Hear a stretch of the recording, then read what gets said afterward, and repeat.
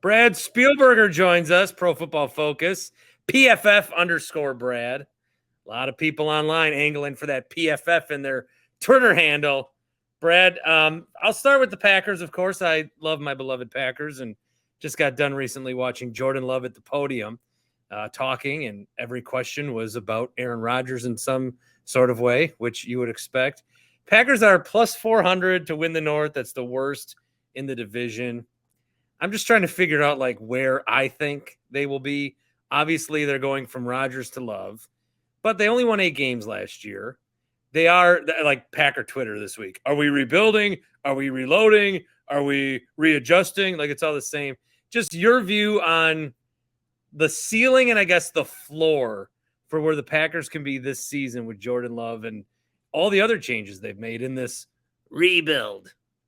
Yeah, I think the big questions that jump to mind when you think of their ceiling and their floor is first, how injured was Aaron Rodgers, right? So look, of course it's going to be a downgrade, but we're not going from 2020, 2021 back-to-back MVP Aaron Rodgers. We're going from a guy dealing with the thumb issue and his throwing hand and other injuries. So, how severe were those injuries? How much did they impact the game plan, what they were able to do with the offense? And then secondly, for me, honestly, how healthy can Rashawn Gary be? I mean, he has ascended to top 15, top 10, maybe edge rusher, I think, before that injury, and it's a massive loss. You see their pressure rate, their pass rush win rate as a team fell off a cliff, for us after he left. So those two things I think jump out to me. You saw the growth from the young receivers for the end of the year, obviously Christian Watson in particular. I'll say this though, in terms of a floor, their draft to me, I like a lot of the picks, but they're all, not all, but a lot of them are 2024 and beyond in my eyes. I mean, tight end is a slow developing position. I actually really like Lucas Van Ness. I'm a Bears fan. Don't hold that against me, but every Bears fan. Oh my goodness, what? I know.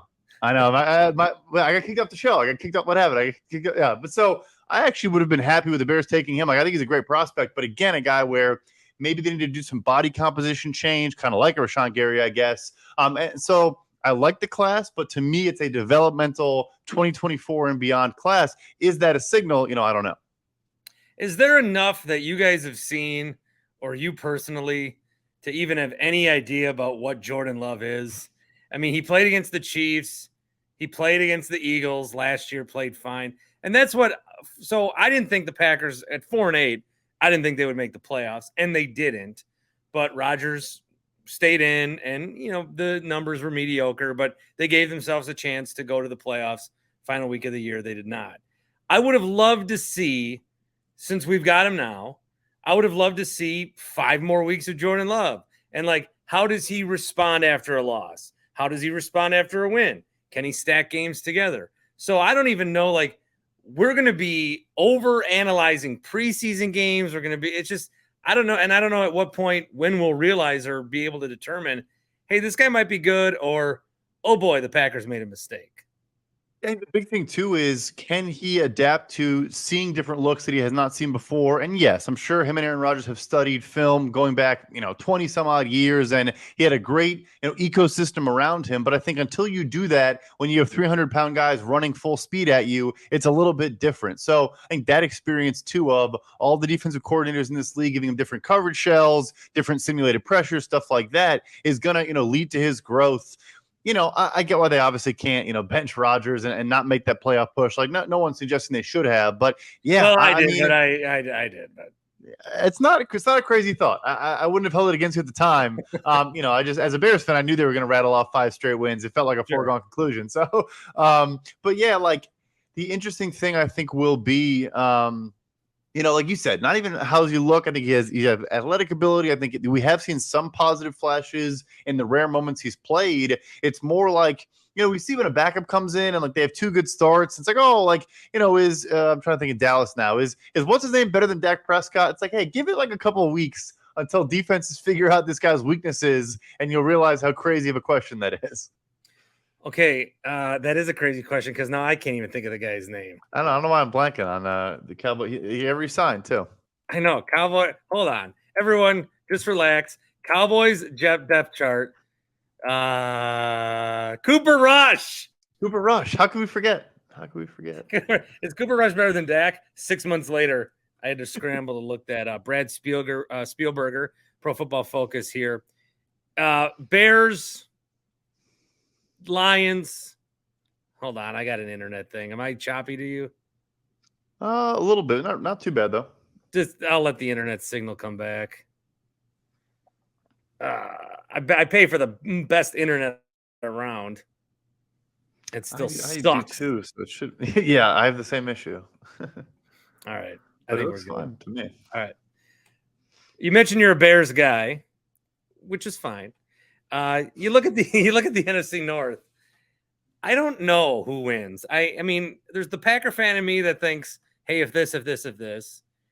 The Vikings, we just all assume are going to be 9-8 or whatever, or 8-9. Hey, the Lions, I think, will be a sexy pick, but almost also by default. I do like what the Bears are doing. I like Justin Fields a lot. I think he will develop as a passer. I wish they focused on that more for him at the second half of the season. I don't know who wins though. I don't know who the favorite is. I don't know who should be. I almost think by default it's the Lions, but then to utter the words the Lions are the favorite in the North, I think what will happen is a lot of people just say, I don't know, Vikings. Do you have a more clear picture than me as of who might win this awful division? I think it is one of the bigger toss-ups. I do think it's a pretty bad division as well across the board, or at least will be in 2023. I would go with the chalk and go with the favorites with the Lions. I mean, their biggest weakness coming into this offseason was the secondary. They obviously had a lot of pieces there in Cam Sutton, Emmanuel Mosley, Chauncey Gardner-Johnson, and Brian Branch in the second round. I still think, though, the interior of their defensive line is really weak, and that is going to be a problem for them going against a lot of good teams on offense. Minnesota, it's funny. The fact that Minnesota and the Bears have the same odds to win the division at some books, I think, is interesting. I think Minnesota is going to regress. But like you said, I think they go 9-8. The only way I think the Bears win the division is if we get the third-year leap from Justin Fields, right, where he truly ascends to like a top 15 quarterback, top 12 quarterback, which, hey, I hope that's the case. But and they added a ton of help, which was needed. His offensive line last year was terrible. His receivers last year were terrible. But, can he make that jump that quickly? I'm not really sure. So, long answer short, I would go with the Lions, but legitimately, if any four of the teams win the division, I wouldn't be all that surprised. I think there were so many things that we talked about in the last couple of months, and then waiting for resolution. We got resolution on a lot of those things. Lamar Jackson signing a mega deal right after Jalen Hurts. And, Deshaun Watson sets the market with the salary cap, guaranteed fully, all this stuff. And everyone just kind of is like, I mean, it took a while, but everyone's like, okay, that was one thing one crazy owner did. We don't want to do that. We're not going to be the ones to do that. And they weren't. And he stays with the Ravens, which I think is good for him, which I think is good for the Ravens. You got Joe Burrow coming up. You got Justin Herbert coming up. I think at some point, one of these guys is going to get pretty close to guaranteed. And I know the NFL doesn't want to do that, but everyone's going to try to outdo the other guy. Will it be sooner or later where, because the owners don't want that. I mean, you don't want that. Baseball's got it. NFL or NBA's got it. And there's a lot of situations where we make fun of Bobby Bonilla for 40 years because you don't want guaranteed contracts. Are we getting closer with some of this recent rash, or is that still too far away? So the interesting thing is that the two guys left now this offseason happen to play for two teams that have some of the, cash poorest owners in the NFL. And I should clarify, look, yes, they own NFL teams. They're not poor people, but they're legacy owners that the reason their family is rich is because they own a football team, not because they've made independent wealth like their Walmart money like in LA and Denver. And so the biggest pushback you often get on these fully guaranteed deals, besides just owners wanting to keep precedent and benefit themselves, with some of these smaller owners like the Bengals and the Chargers, there's a rule where you have to put fully guaranteed money aside in an escrow account, and you need to have the liquidity to be able to do that. Again, the Broncos, the Rams, the Browns obviously can do that. I genuinely do not know if Mike Brown in Cincinnati or the Spanos family, who are selling a quarter of the team, I think right now it's available for sale. I don't know if they can do that. So I don't think either of them does it. And I know the rumor out now about Patrick Mahomes probably getting his contract redone in Kansas City. I doubt it's, that's kind of the direction they go. I think it's more of a cash flow thing. So, no, I think the NFL is actually going to win this battle of, we're going to make the Watson deal an outlier. We're not going to fully guarantee contracts, but, we can get into it a little bit if you want to. I think Lamar Jackson, if you take these shorter term deals like he did, you're kind of protected anyway. And I think you actually should fight for other things instead if you're not going to get that fully guaranteed money. I think Lamar coming back to Baltimore, again, like I said, I think it was good on both sides. And he retains being one of the top guys at that position. A lot of them happen to reside in one conference right now. Burrow, Mahomes, Herbert. I think Trevor Lawrence is getting up there if he's not already. And now you got some other guys in there. Russell Wilson last few years, we'll see. Rodgers, I'll ask you about that in a second. But with this AFC being so loaded, and then I look at the NFC, and I think Hurts is like the one true franchise quarterback. When I say that, I mean like Dak's good and other guys might be good, but if you ask the Cowboys, would you trade Dak for Jalen Hurts? I think they would do it. And I don't think the Eagles would go that way. I think that's how I look at what a franchise quarterback is. Every team would trade for Mahomes. Don't get me wrong.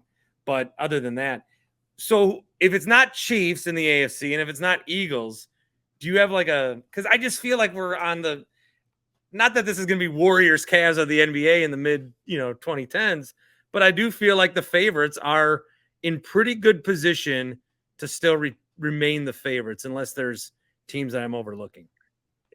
Pretty nuts. You mentioned the disparity. I mean, you're saying Dak might not be that guy. I still think he's probably the second best quarterback in the conference behind Jalen Hurts. You can make an argument for a couple other guys. He's like seventh, eighth best in the AFC is the problem. I think it's funny. If you list them all out, I think Jalen Hurts and Dak Prescott might be the only guys with an argument for top 10, and I'm not sure I put either one in there. I think it might be 10 straight AFC quarterbacks, and then it's like Tua, Russell Wilson, Trevor Lawrence, I guess, if you're not sold on him yet, Jalen Hurts, Dak. It's crazy. Obviously with Rodgers now joining the AFC. So, look, I do think they are the two best teams. The Chiefs to kind of, cut back on costs last year and kind of reset the roster in some ways and still win, which enables them to kind of make some more moves if they want to bring some more pieces in. They should be the presumptive favorite out of the AFC or in the entire NFL, but there are a lot of good teams in that conference.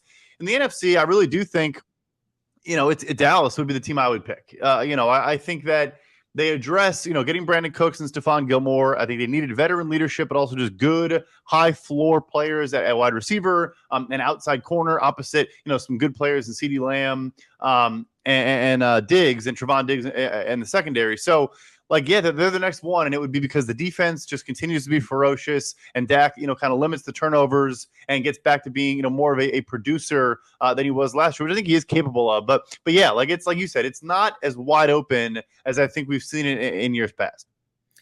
I kind of like the Seahawks. I like that they drafted Jackson Smith and the Jigba. I like that when they did that, I was like, oh, okay. Because I thought they should take a quarterback when they don't need one. Plan for Geno to eventually, because they'll be 9-7 next couple of years, whatever. I pigeonholed them. But adding that receiver, having three guys now, Geno's competent. Kenneth Walker's their back. Pete Carroll's like a new man. He shed, how when people get out of relationships, they say, I lost 100 pounds. He lost, and he's gained this new glow to him. I don't know. I kind of like the Seahawks as a sleeper team out in the NFC. I love that. So that was my favorite divisional bet. They were plus 550 at open to win the NFC West. I think they're now about half of that price. And so we clobbered that and gave that out to a lot of people. Yeah. So I love that one. I love Smith and Jigba. I also like getting Devin Witherspoon, the top corner in the class as well. Him and Tariq Woolen on the outside will be a lot of fun. Derek Hall, the Auburn edge rusher, I like a lot, and a lot of people weren't super high on him. I thought he flashed a bunch on tape. And then, you mentioned Kenneth Walker. You also get Zach Charbonnet as a 1-2 punch out of the backfield. So, yeah, no, I agree. They are definitely – if Geno can play like he did last year and carry that forward for a full season, it's a pretty good roster.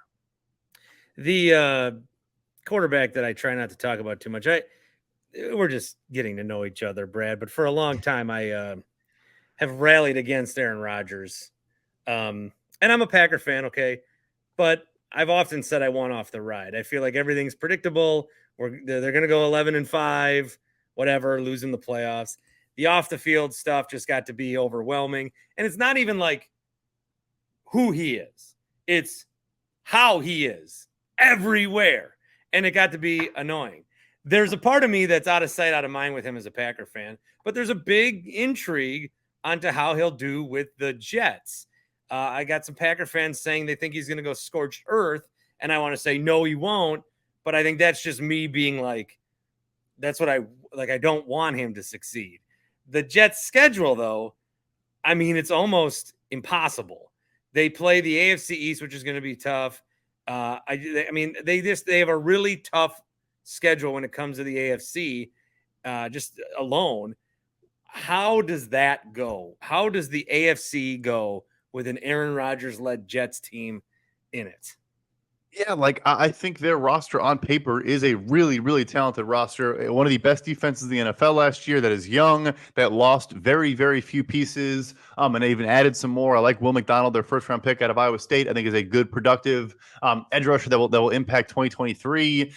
Obviously, you bring all of his non-existent wish list randomly. They all happen to be on the Jets now. Speaking of one of the many narratives of his out there in the public sphere, so. On paper, they could win 12, 13 games. But like you said, the schedule is really a gauntlet. The entire conference is talented. The Bills also got better this offseason. The range is pretty wide. I think it's from 8 to 12 wins, right? And so I'm not sure 8 wins gets you in a wild card spot. And I think 12, you're competing, to win the division with Miami and Buffalo, or at worst case, getting that 5 seed in the AFC. I think they will make the playoffs. I just, there's no guarantee they go any further than that because Patrick Mahomes was the oldest starting quarterback in the AFC last year. That's how crazy that conference is right now. He was? What is he, like 27? Yes.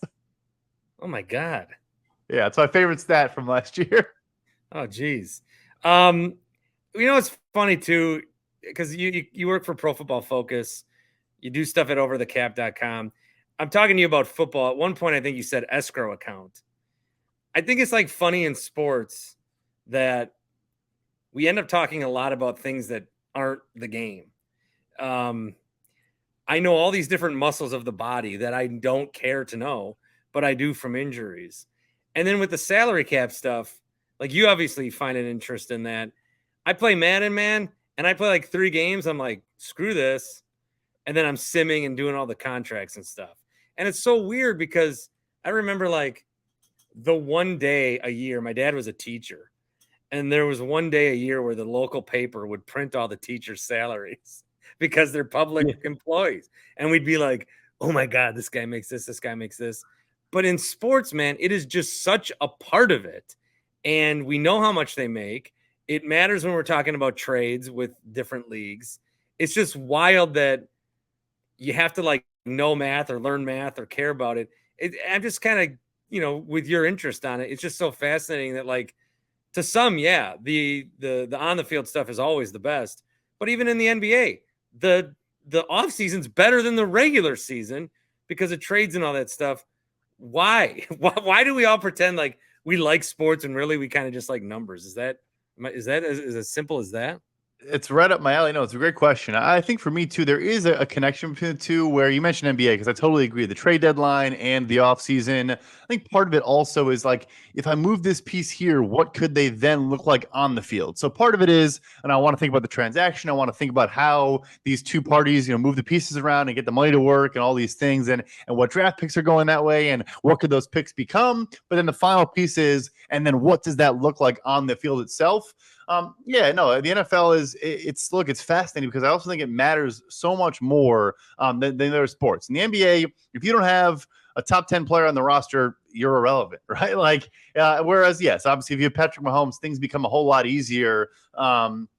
But you can build teams in so many different ways. You can allocate your resources in so many different ways. You can try these various different approaches with, draft and free agency, or focus on one versus the other, like Green Bay, of course, or balance kind of where you spend the money, positionally, all these things. Yeah, it probably just ties back to Madden and fantasy football, and I think fans wanting to feel like, hey, I'm not good enough to actually step on that field and do what they're doing, but I can be an armchair GM and convince myself that if I was the GM, I'd build the championship roster, I guess. Yeah, just being in sports radio for so long and listening to it, I guess I've never heard anyone like get on the radio and say, I could have thrown a pass better than him. It's always like, he should have called a timeout, or why'd you, like, we still believe maybe deep down that we can do some of these different jobs. Being a cap guy that you are, is it a myth? I mean, I understand it's not, but also, is it though? The salary cap?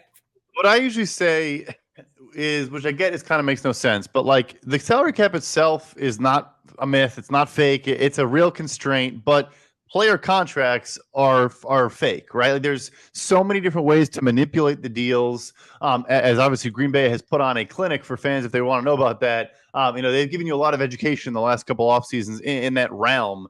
So like the contracts that make up the salary cap can be manipulated to such an extreme degree. You can spread things out over 5 years, and so on and so forth. But look, I mean, Green Bay, if they're not good the next couple of years, it's not by accident, right? It's also because they have this so much sunk money into prorated bonuses that they can't spend on more talent. And again, not that they ever really dip into free agency all that often, but Gutekunst has more than Ted Thompson and in some off seasons. So look, it is very manipulable, but cash is still going to be a bigger constraint than the salary cap, for every team. One thing I don't get is how people then, like, I don't understand how people make fun of the Rams right now where they're at. They are in a situation where they've run into some obstacles, but they had a goal to win a Super Bowl, which is the goal, and they won a Super Bowl. Is that not good enough? Do you have to win a Super Bowl now and then be financially able to win another one the next year? Like, why are we ripping on the Rams so much?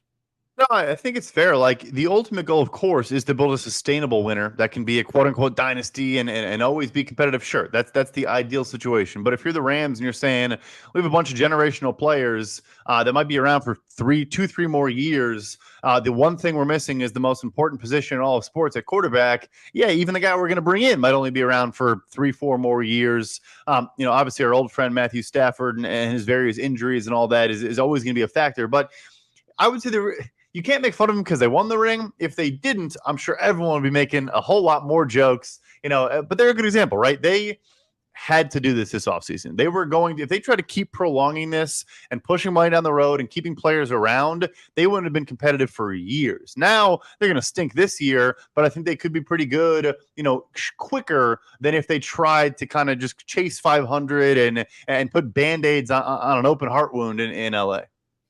You're a Bears fan. I'm a Packers fan. And like the Packers have won 2 Super Bowls in the last 30 years, which has been amazing. Okay. And so I'm sure that you don't remember 85 if you were. I do not. There's a newspaper right here, but I was not alive. That's all right. I got one behind me. I was alive for. That was good. But I look at the Packers and then I look at other teams that the Tampa Bay Buccaneers have not been good every year.